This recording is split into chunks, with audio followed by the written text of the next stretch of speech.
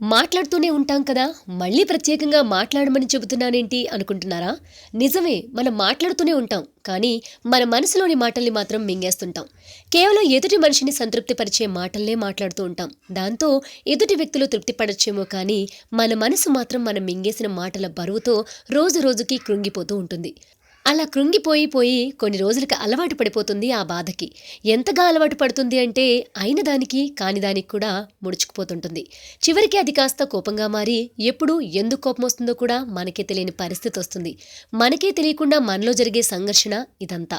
ఈ మధ్య కాలంలో ఎప్పుడైనా ఎందుకో నాకీ మధ్య కోపం చాలా వస్తుంది అనిపించిందా? లేదా ఉట్టినే విపరీతమైన బాధగా ఉంది అనిపించినా ఒక్కసారి మీతో మీరు మాట్లాడండి.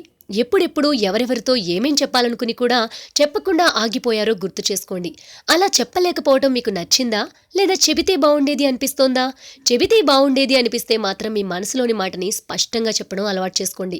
మొదటిసారి ఇబ్బందిగా అనిపిస్తుంది. ఇన్ని రోజులు లేనిది ఇప్పుడు మాట్లాడంటే అంత సులువేం కాదు. అలా అని కష్టమేం కాదు. ఒక్కసారి ఎదుటివాళ్లు ఏమనుకుంటారో అన్న విషయాన్ని ఆలోచించకుండా మీ భావాల్ని స్పష్టంగా చెప్పి చూడండి. గాల్లో తేలినట్టుంటుంది. మనసు సంతోషంతో నిండిపోతుంది.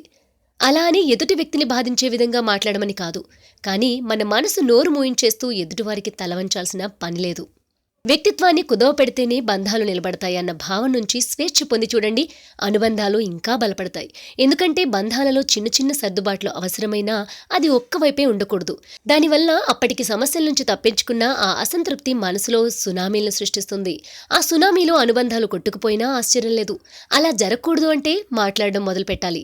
నచ్చినవి ఎంత స్పష్టంగా చెబుతామో నచ్చనివి కూడా అంతే స్పష్టంగా చెప్పాలి. అర్థం చేసుకోలేరు అనుకుంటాం. కానీ ఎదుటి వాళ్ళు చక్కగా అర్థం చేసుకుంటారు. అందుకే మాట్లాడితే పోయేదేమీ లేదు, బాధ తప్ప.